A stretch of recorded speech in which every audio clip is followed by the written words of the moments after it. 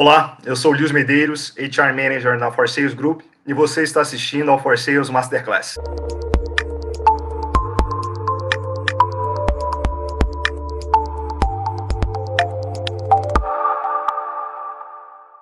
O objetivo desse programa é compartilhar com você conhecimentos e informações avançados sobre técnicas de gestão em vendas e marketing. Toda semana teremos como convidados executivos de alta performance que são referência em subsistemas de gestão da área comercial. Antes de seguirmos com tudo, não esqueça de se inscrever na página da For Sales no YouTube para ter mais conteúdos.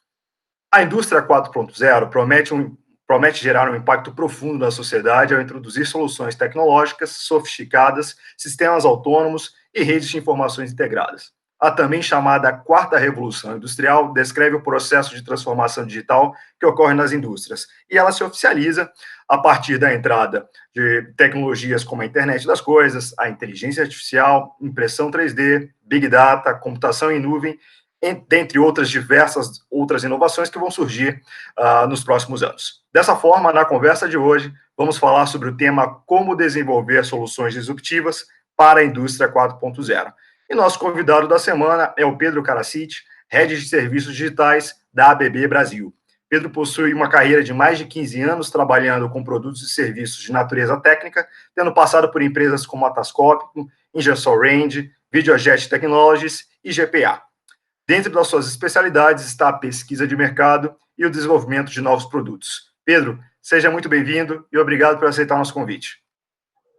Ok, Medeiros, muito obrigado você pelo convite. É um prazer poder colaborar e trazer um pouco de conhecimento, compartilhar conhecimento com as pessoas que estão nos assistindo. Muito obrigado pelo convite. Nós que agradecemos, Pedro. Bom, para quem está nos ouvindo, dividiremos essa conversa em 4 partes. A primeira parte, vamos conhecer um pouco mais do Pedro e da sua carreira. Depois falaremos sobre tendências relacionadas ao tema central. Falaremos na terceira parte de orientação à alta performance. E, por fim, vamos encerrar falando de autoaperfeiçoamento, com dicas rápidas do Pedro para você que busca se desenvolver nesse subsistema de gestão.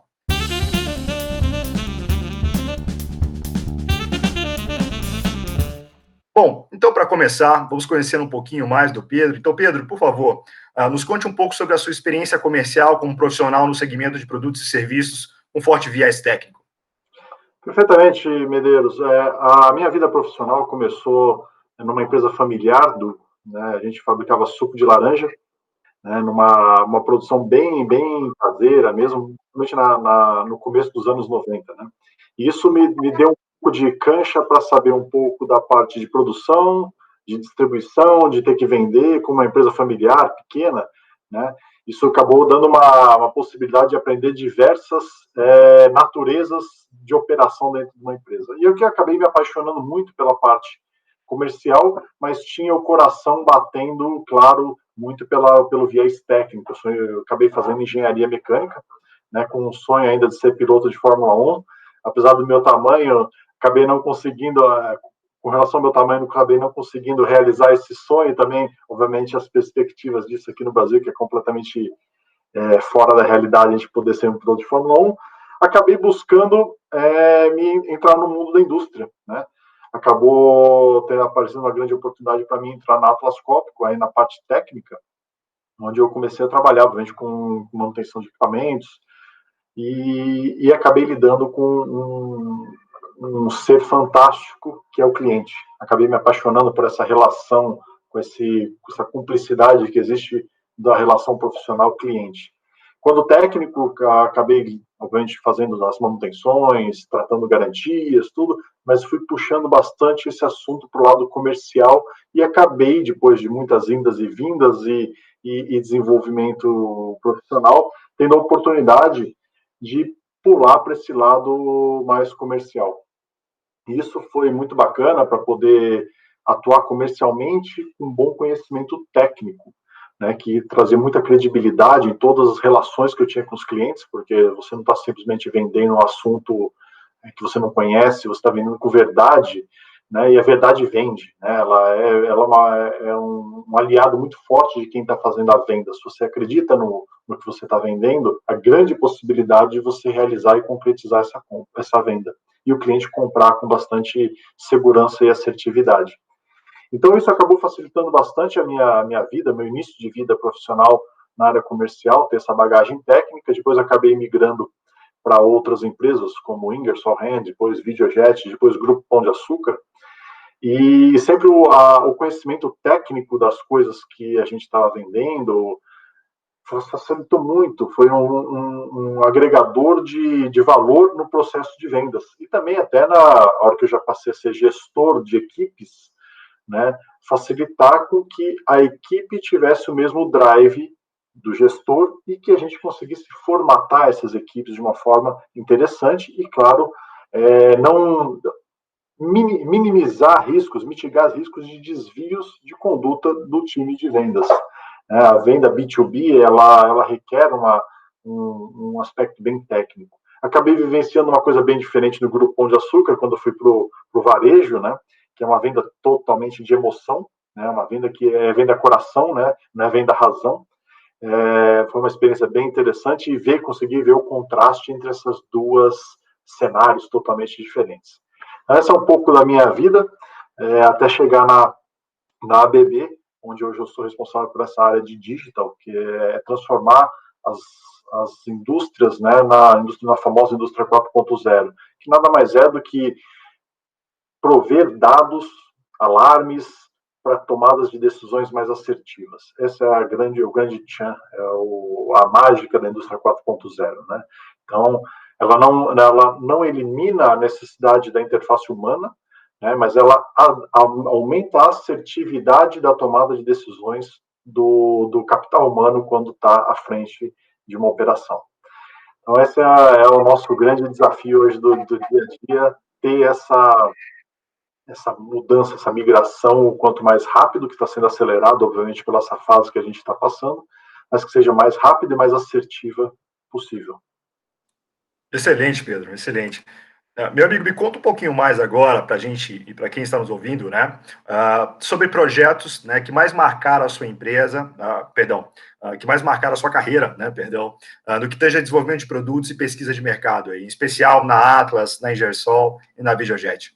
O que mais me salta à mente é um processo que foi desenvolvido por uma indústria super famosa de sabão em pó aqui no Brasil, que eles tinham uma necessidade de colocar rastreabilidade e marcação de data de validade lote nos produtos deles, né, que é um pacote de sabão em pó, só que pela abrasividade do sabão em pó e, claro, tem um monte de material ali que é justamente para dissolver, né, a função do sabão em pó é essa, né, isso não era possível com a aplicação de tinta.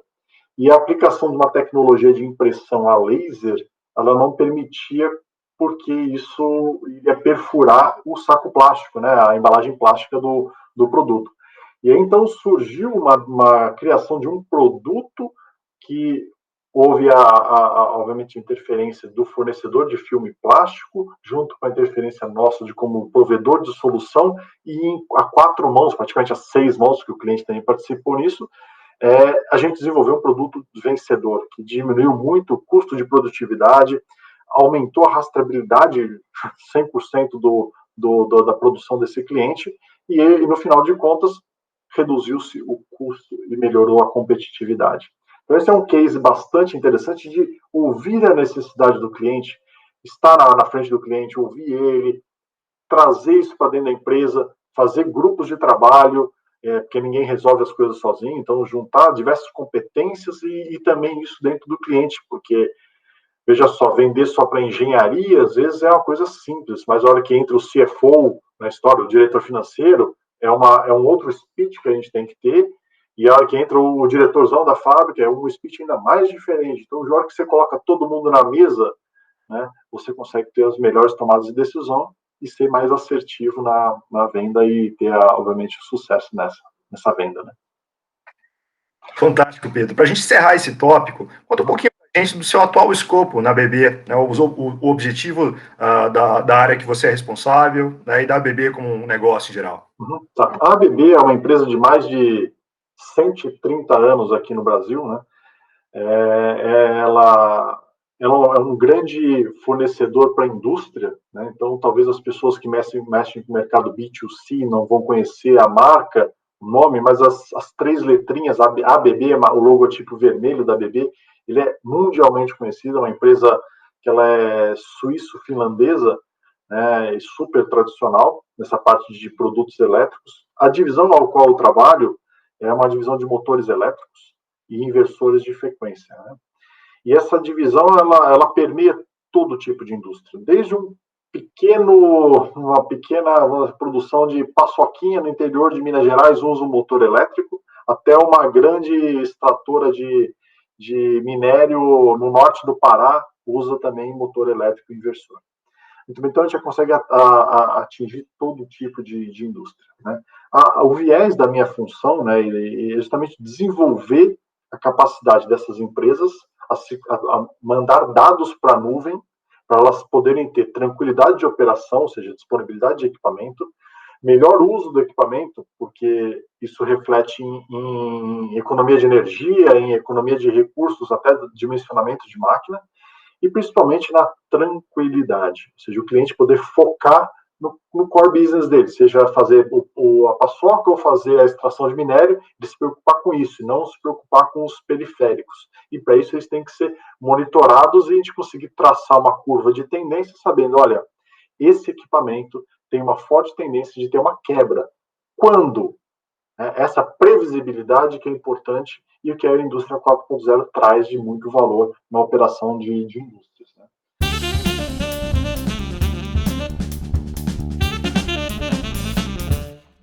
Bom, para começar, agora o segundo tópico da conversa, onde falaremos sobre tendências relacionadas ao desenvolvimento de soluções disruptivas para a indústria 4.0. Pedro, conta um pouquinho para a gente, né, quais são as principais tendências que você vem observando no que tange a automação, entre outros temas, né, que os profissionais, tanto de vendas e marketing, precisam estar atentos. Tá. É uma pergunta muito interessante essa aí, porque ela vai um pouco com relação à infraestrutura, né? A tendência hoje é tudo acontecer em nuvem, quando se fala em automação, né? E essa questão de nuvem, ela nos preocupa com relação ao cybersecurity, né, que não tem invasão de um mal intencionado, né, e atrapalhar alguma automação ou até uma operação completa. Mas também a nuvem ela não pode ser isolada, né? Senão ela não vira nuvem, ela vira nevoeiro, né? Então você não consegue enxergar as coisas direito.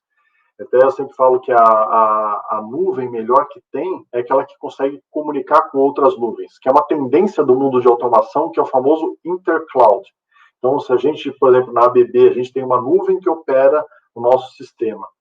E eu vou dar um exemplo até da minha vida profissional, a Atlas Copco tem uma nuvem que opera o sistema da Atlas Copco. Mas a gente não pode ter isso isolado. Ela tem que ter uma nuvem mãe, vamos dizer assim, que consiga, né, centralizar todas essas informações, que é o famoso intercloud, o supervisório, né? Então, o supervisório, que é um cérebro central, ele é uma tendência. E isso, cada vez mais, os sistemas que estão sendo desenvolvidos e que vão ser desenvolvidos no futuro precisam estar com essa habilidade de comunicação entre nuvens super forte, porque senão não é nuvem, vira nevoeiro, né? Então, é uma tendência, todo mundo tem que ficar muito atento na desenvolvimento, pessoal de marketing no desenvolvimento, né, no processo de formulação do produto, no brainstorm, tem que pensar muito nessa questão, e claro, o time de vendas é o argumento que vai possibilitar você ter diversas tecnologias de diversos fabricantes operando em uma perfeita harmonia no ecossistema de uma fábrica.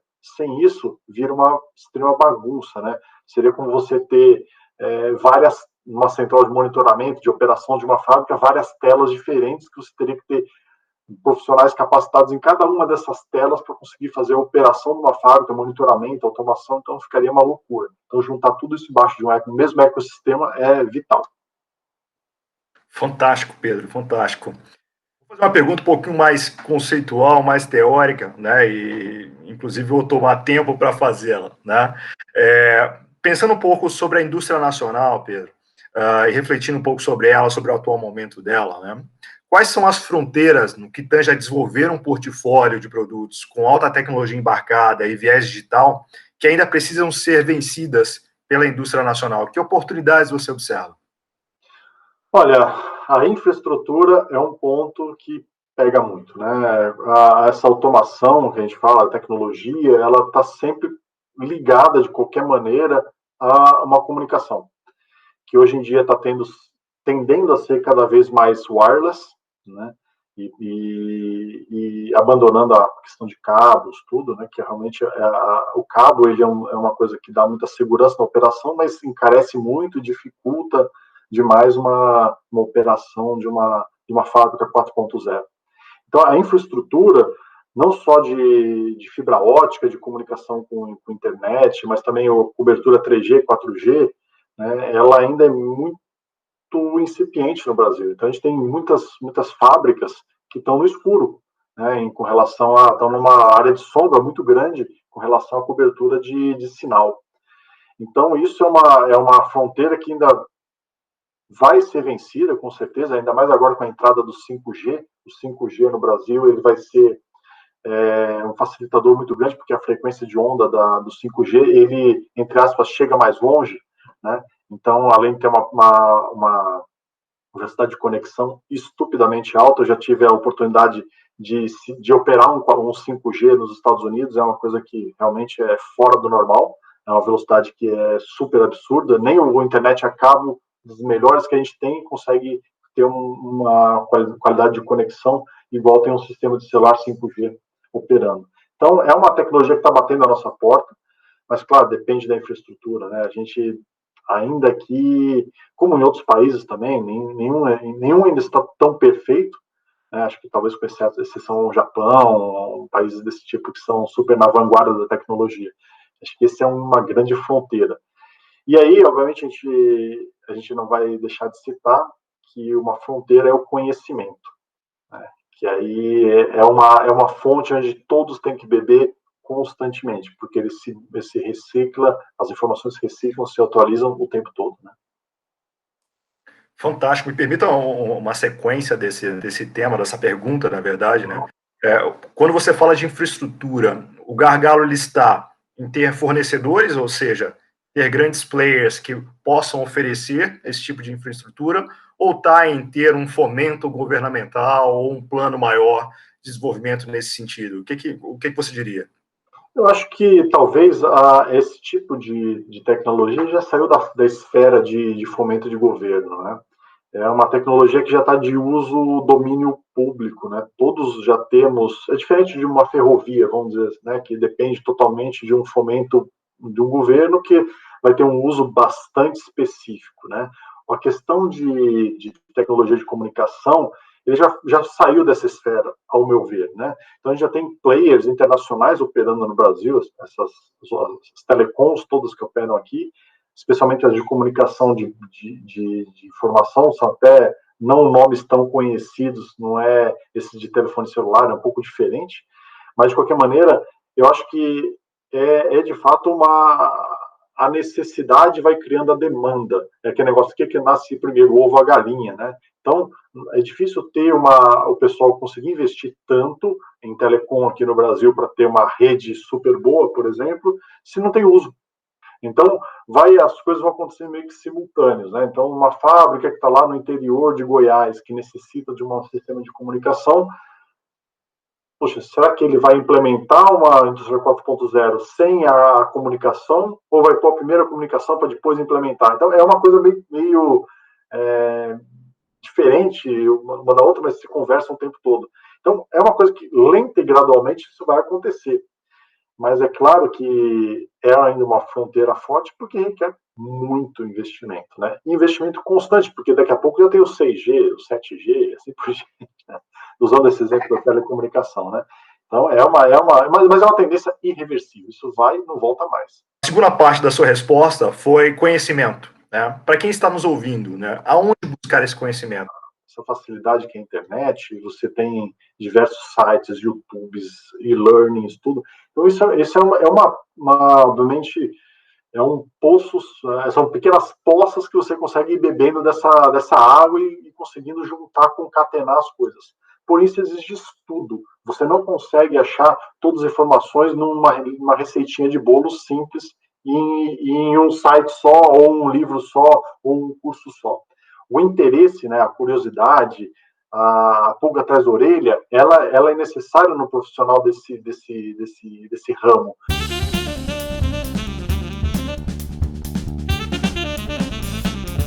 Bom, para a gente iniciar a terceira etapa dessa conversa, vamos agora, né, sobre orientação à alta performance.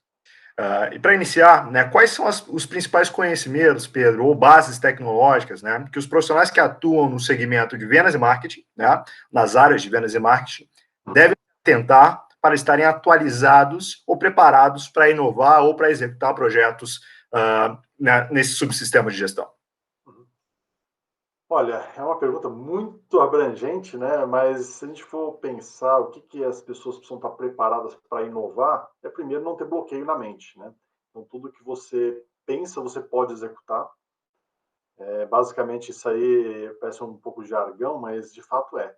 Então, às vezes, você fica muito bloqueado você olha para a parte técnica, a gente que é técnico, tem muito esse peso, né? A gente fica pensando primeiro na solução técnica para depois pensar no sonho, né? Eu falo, poxa, eu gostaria de sair com o meu carro da frente da minha casa e ir voando até o trabalho. Ah, mas o meu carro tem rodas, eu não consigo voar. Ah, mas eu precisaria de nitrogênio, eu não sei qual pressão para conseguir voar. Não, calma aí, pensa primeiro, qual que é o sonho?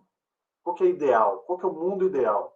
E aí, depois você juntando tecnologia e vê se isso é possível hoje e consegue traçar um roadmap para fazer seu projeto, de fato, fazer que você voe da sua casa ao seu trabalho, né? Então, criar, acho que o técnico, né? Eu me incluo nisso, por ser técnico de formação, eu sempre fico, às vezes, pensando, poxa, mas tecnicamente isso é viável? Né? Primeiro sonhe, ver qual que é o ideal, qual que seria o melhor processo, ou a melhor solução técnica. Depois você vai ver se o bits and bytes vai dar certo. Né? E aí você consegue, às vezes, quando você faz isso, esse exercício, você realmente abre a sua mente para ver outras soluções que estão em volta que fogem do seu conhecimento, porque ninguém conhece tudo. Né? Então, justamente por isso que o teamwork, ou o trabalho em equipe, ele é tão importante para você conseguir diferentes percepções, diferentes conhecimentos, e até o conflito, às vezes, ele é necessário para fazer a gente pensar, a gente ficar nervoso e nos colocar em situação de pressão para abrir a cabeça e olhar e falar, cara, esse cara tem razão. O provocador do time, né, geralmente mais sarcástico do time, até consegue provocar as pessoas para que eles olhem e falem, eu não estou pensando nisso. Realmente o meu colega ou a pessoa que eu estou lidando tem um conhecimento que faz com que essa ideia maluca decole e saia do papel. É o fato de você ter tido uma formação técnica, né, e depois ter ido para a gestão, o que te deixou muito mais confortável, né, o que permitiu que a carreira ela caminhasse de uma forma muito mais, talvez eu use um adjetivo errado aqui, né, mais fácil, né, ou a sua integração, pelo menos, ela fosse mais facilitada, né. Contudo, há carreiras ao contrário, né, profissionais que começam com gestão, mas querem entrar na área técnica de gestão, né, e concatenar as duas áreas de conhecimento. Eu suponho, e aí, por favor, discorde se você achar oportuno, de que é mais fácil, foi muito mais fácil para você, primeiro aprender a parte técnica, depois ir para a gestão, ou seja, é mais fácil aprender gestão, né, do que é primeiro aprender gestão, depois ir aprender a parte técnica. Né? Se você concordar com isso, como que um profissional que começou com gestão, né, e quer ir para a área técnica desenvolve conhecimentos mínimos para ela poder ter essa integração, esse contexto e assim poder caminhar para boas soluções? Perfeito, Medeiros. Eu concordo plenamente com você. Realmente a minha vida foi muito mais fácil por ter tido esse caminho. Mas eu vou te dizer que a minha experiência no Grupo Pão de Açúcar foi ao contrário. Né? Quando eu me caí, eu me vi no varejo, né? Nessa parte um pouco mais diferente do que eu estava acostumado. Eu senti exatamente o frio da barriga de que realmente eu não conheço nada. Né? E esse frio na barriga nos permite e nos abre a cabeça para aprender mais e mais rápido, mas acho que grande virada que eu tive todas as oportunidades que eu me vi nessa situação, essa foi só um exemplo, mas foi ter a quem a gente se apoiar. Então, equipe é o negócio. Então, sempre, certamente numa equipe tem o cara que é mais técnico, vamos dizer, o cara mais cri-cri, vamos dizer assim, né? Aquele cara que ele olha super as coisas pelo lado técnico. Então, às vezes, ninguém trabalha sozinho, né? Então, a equipe usar esses conhecimentos isolados do cara mais comercial, do cara mais técnico, e ir moldando o seu conhecimento usando a confiabilidade, as informações confiáveis que você tem das pessoas, que você obviamente confia do time, né? Então, acho que talvez você se formatar demora muito, né? Você se formatar tecnicamente. Comercial, acho que é um pouco mais nato da pessoa, né? Ser comercial, mas o técnico demora um pouco mais, né? Mas para você, obviamente, se formar tecnicamente, você vai estudar, vai aprender, vai vivenciar, vai ir muito para campo, vai aprender, vai mexer, vai errar, vai acertar, vai errar, vai acertar 1 milhão de vezes até aprender de fato. Mas pegar uma pessoa chave do time e ser esse aqui é o meu conselheiro técnico. Né? Isso acontece muito nas empresas. Até recentemente eu fui fazer um curso no IBGC de governança corporativa e essa é a função de um conselheiro da empresa. Né? O conselheiro é um cara que tem um viés muito técnico de um determinado assunto. Por isso que tem conselho de um cara de finanças, um cara de vendas e marketing, um cara de operações, assim por diante. São pessoas experimentadas, que já têm um certo conhecimento, que é justamente aonde o dono da empresa, o presidente da empresa, vai beber na fonte, né?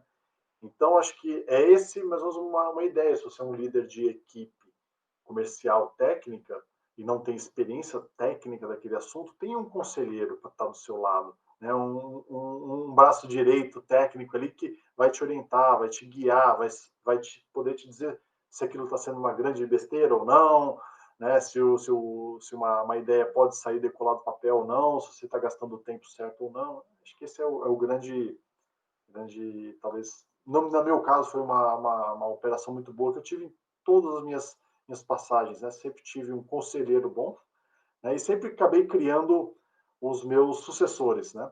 É uma coisa interessante que acho que permitiu bastante, só mudando bastante até de assunto, mas bem relacionado ao tema.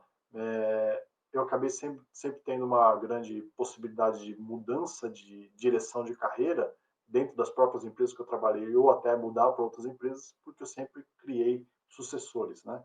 Então, isso é uma coisa que facilitou muito a minha vida, a minha mudança, né, para não deixar nenhuma empresa na mão ou não deixar a função vaga. Então, sempre ter um sucessor bem criado, né, com seus valores. Então, ajuda muito essa possibilidade de transição para você e para quem está fazendo a sua transição também.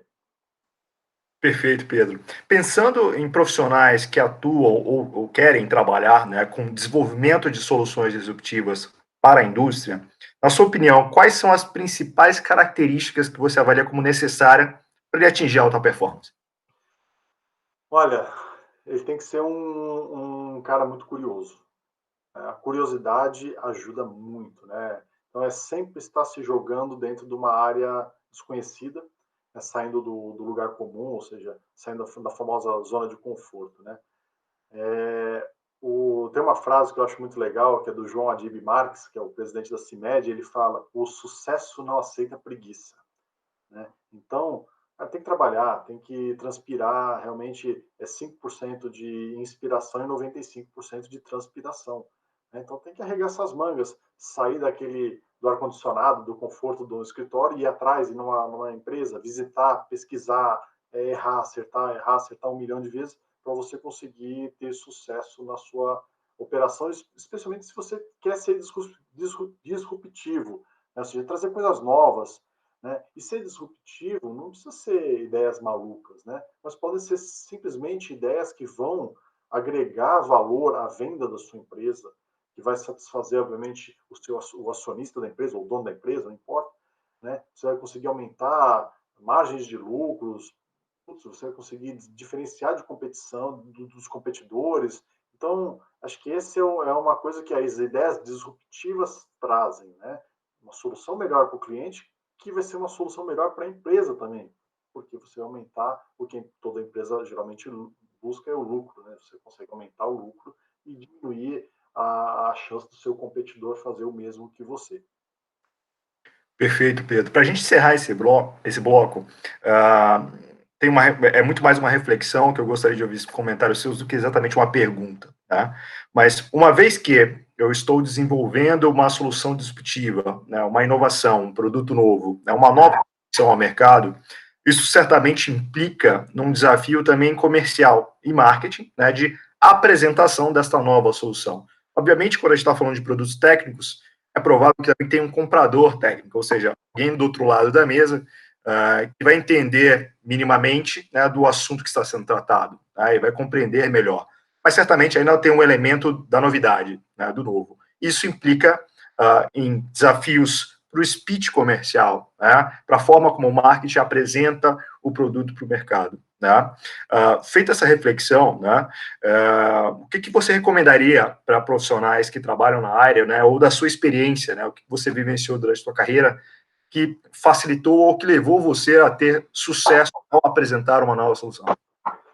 Entendido, Medeiros. A questão de quando você traz uma ideia nova, disruptiva, você sempre tem na sua lista de clientes aquele cliente que é um pouco mais chegado a você, que gosta mais da sua marca, que gosta de você como profissional de vendas, porque as pessoas são as pessoas, as empresas são as pessoas que trabalham para ela, né? Então, talvez chegue nesses clientes, esse que tem você tem mais proximidade, mais intimidade, né? Apresente essa ideia para ele e tente criar um case de sucesso, né? Então, você criou um case de sucesso, você pode falar para o cliente, o segundo cliente que você for apresentar, olha, lá no cliente número 1 deu certo. Veja, fale com ele, pergunta lá para ele, vê se ele achou legal. E esse cara que ele tem intimidade com você, ele gosta de você, esse cliente número 1 aí, ele vai poder ter a liberdade de te apontar os seus erros, o que você pensou de totalmente errado do produto, que você certamente não acertou de primeira, né? Ele vai te ajudar a desenvolver isso de uma forma não crítica pelo lado punitivo, e sim crítica pelo lado de desenvolver o produto. Vou te dizer, ele vai ser um grande palanque eleitoral para você vender para outros clientes, né? Porque ele vai ter a satisfação de falar, ó, eu ajudei essa empresa a desenvolver esse produto, essa ideia, essa maluquice, né? Então, além de servir para ele, para a pessoa dentro da empresa, né, a qual você está prestando serviço, porque faz bem para o ego da pessoa, para o desenvolvimento profissional, até para se vender internamente, né? Então, você vai ganhar um grande aliado. Então, acho que criar um case de sucesso, ele é vital. Ele vai te ajudar, vai dar assim, você ter 50% da segunda venda vai ser o sucesso da primeira, e assim por diante. Então, acho que esse é o pulo do gato. Não tente abraçar 10 clientes de uma vez só com uma solução nova, vão ser 10 problemas para você administrar. Então, foca num, pega esse cara, trata isso aí com um desenvolvimento de um projeto, obviamente o cliente ciente disso e, vamos assim, pagando esse pênalti por saber que tem esse desenvolvimento por trás, provavelmente ele vai ter um benefício de ser o primeiro a ter, um early adopter, vai ser ter essa satisfação, né? Então, acho que esse é um pulo do gato que sempre deu certo nas minhas tratativas, né? Você acha um cara que é um parceiro seu, você tem mais intimidade, e pega esse cara e desenvolve com ele. Depois vai para o mercado, né? Faz o test drive bem feitinho, desenvolvimento bem feitinho, depois vai para o mercado.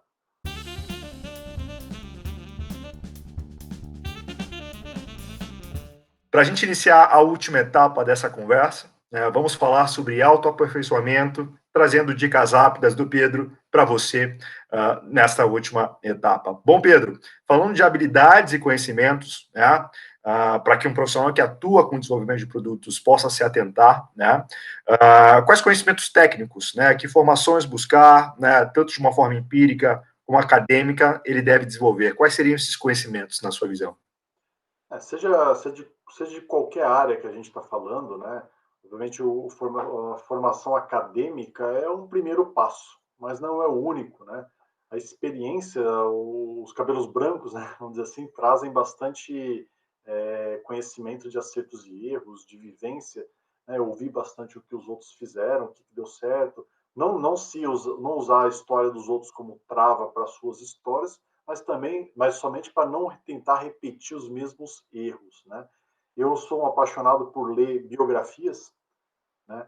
Porque as biografias a gente vê muito do que as pessoas viveram, né? Geralmente as biografias, especialmente as escritas por terceira pessoa, Elas são bem legais porque elas são uma visão crítica da vida de um ser que a gente idealiza ou tem como herói, seja o que for.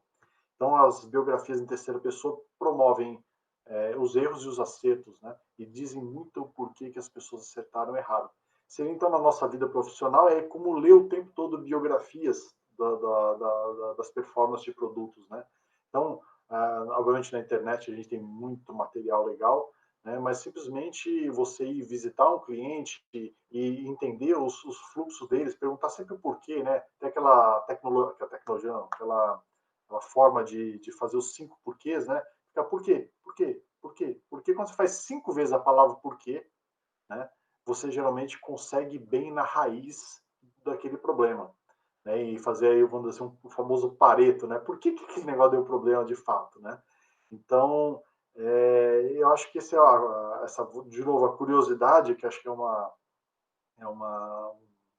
tema muito comum nas pessoas que lidam com esse tipo de situação, vão fortalecer, vão puxar conhecimentos que estavam ali pequenininhos, guardadinhos no cantinho, que você falou, opa, agora eu achei o fio da meada, né? É como se fosse um investigador, né? Então tem que ter esse faro de investigador e gostar disso. Não ser somente um técnico de apertar parafuso ou só fazer uma solda ou emendar o fio, né? Que isso aí praticamente todo mundo faz, né? Acho que é mais ou menos por aí que eu acabei tendo possibilidades de mais sucesso, né? E justamente aprender com os erros, né? A gente erra muito. Se a gente só errar e for tentar acertar de novo, a gente perdeu a grande chance, né? Você tem que errar e falar, mano, por que eu errei? O que eu fiz de errado? O que eu poderia ter feito de melhor? Né? Tem um processo que chama Problem Solving Process, né? Que é o PSP, que ele é justamente fazer uma análise dos erros, né? O que a gente fez de errado, né, nesses casos. Então, geralmente, quando você ganha um negócio, você fala, ó, ganhei, estoura um champanhe lá, né? Mas por que eu ganhei esse negócio? Será que eu fui tão barato, poderia ter aumentado o preço? Será que o meu competidor foi muito ruim? Né? O que eu fiz de bom para esse negócio ter dado super certo? Ao mesmo tempo, quando você perde, né? Quando você perdeu o negócio, você fica chateado, obviamente, mas você ganhou um grande prêmio, né, de descobrir o porquê que você perdeu. Ah, que raios que eu fiz de errado que eu perdi um negócio que para mim estava super ganho, né? Você aprende, você descobre, às vezes é uma falha de atendimento, uma falha técnica sua, ou o cliente preferiu o outro fornecedor porque ele tinha mais empatia, mais segurança, mais confiança, pagou mais caro, mas porque tinha confiança. Então, isso é uma coisa interessante de sempre analisar os porquês de tudo, né? Então, acho que isso é uma dica que eu acabei levando bastante da minha formação técnico-profissional aí. É muito provável que ainda há muitas indústrias no Brasil, né, que ainda não conseguiram desenvolver um departamento de inovação, né, ou estruturar o processo de inovação de uma forma mais clara. Né. Pensando nisso, né, que dicas você daria, né, para criar uma cultura de inovação ou para ter métodos iniciais, né, para destravar essa etapa inicial de começar um processo de inovação ou construir uma equipe, né, dedicada a inovar? Né? O que você comentaria, orientaria nesse sentido?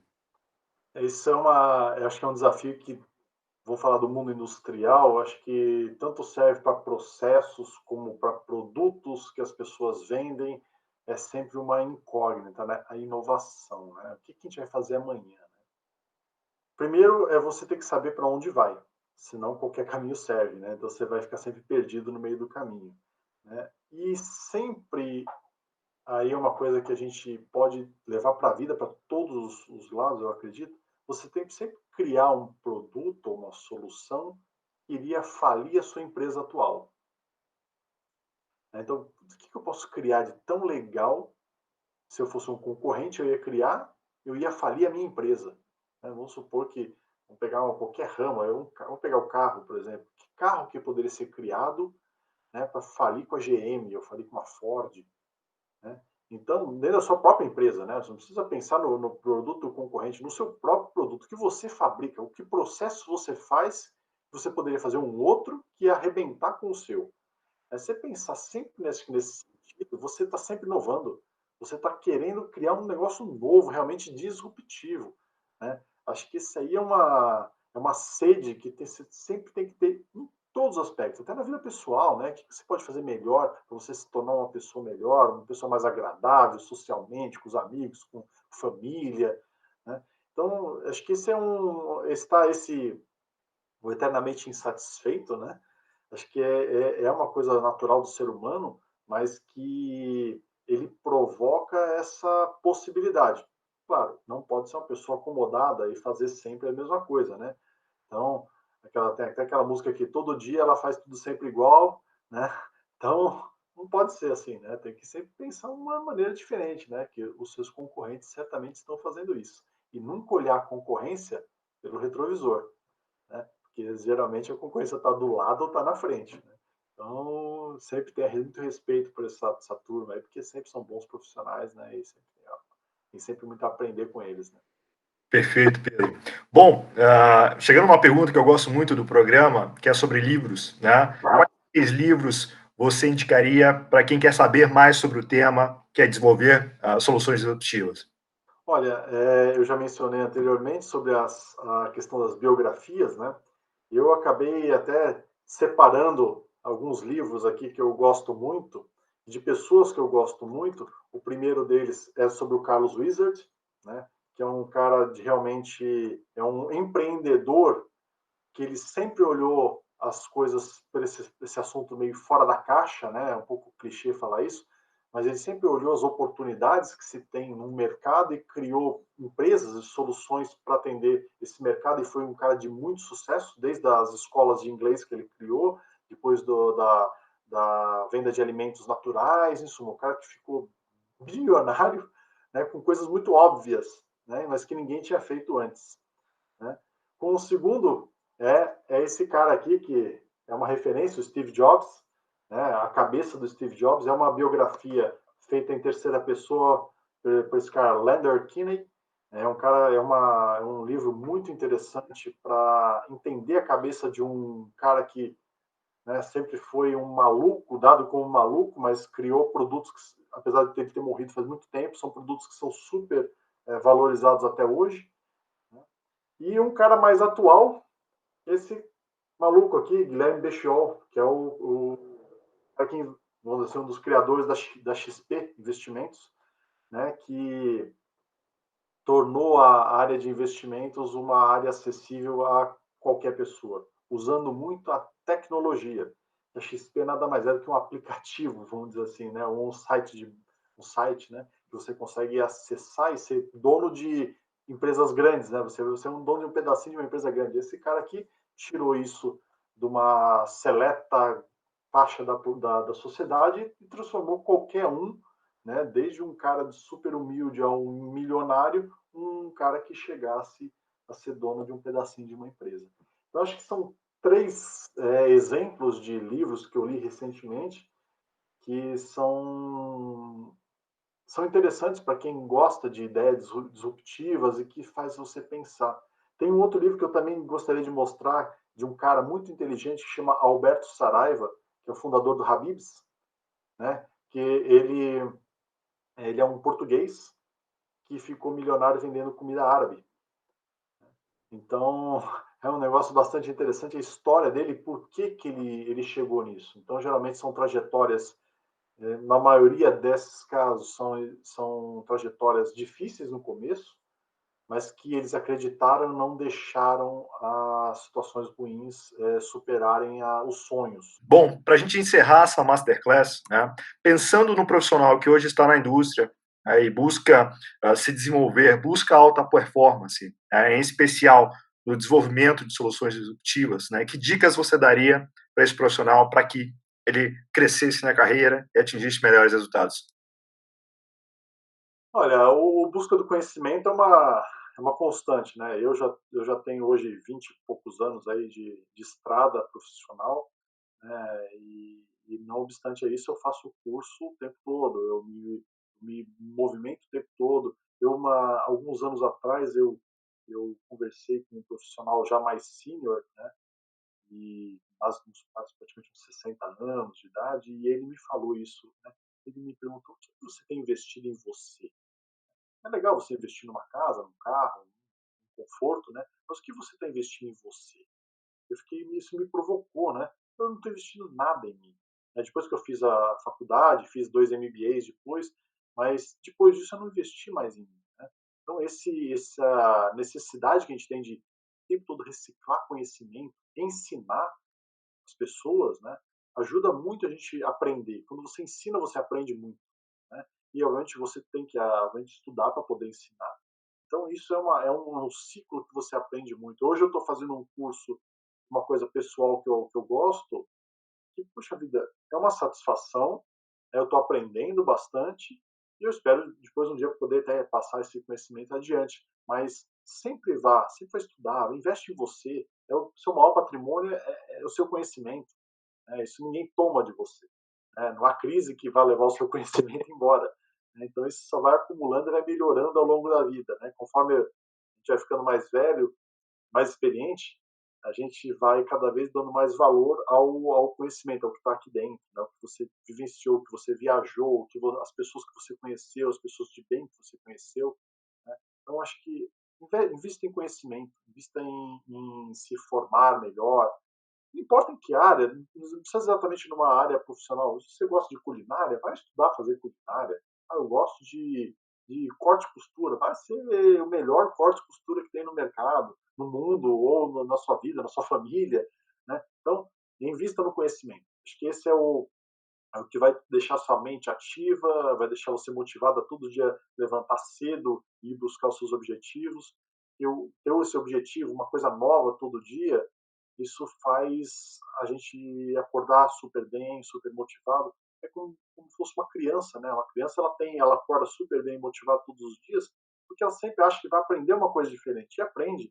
Então, se a gente for sempre acordar querendo aprender uma coisa diferente, puxa vida, acho que a nossa cabeça acorda mais fresca e mais motivada a levar um dia, que sempre a gente tem dificuldades, mas a gente acorda e leva um dia mais legal, né? E sempre buscando essas novidades, conhecimentos malucos.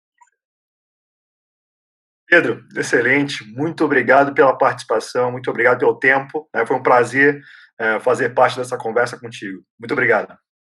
Obrigado, Medeiros. O prazer foi meu. Espero poder ter contribuído um pouquinho aí com essa minha história para as pessoas que estão aí no mercado. E estou totalmente aberto para quem quiser falar comigo, fazer contato. Estou 100% aberto e disponível aí pelas redes sociais e contatos à vontade. Aos que nos assistem, espero que este conteúdo ajude a alcançar alta performance. Se você gostou, curte o vídeo, segue o Pedro no LinkedIn, compartilhe com o seu network e não deixe de seguir o nosso canal no YouTube para ter acesso a mais conteúdos. Até o próximo For Sales Masterclass e bons negócios.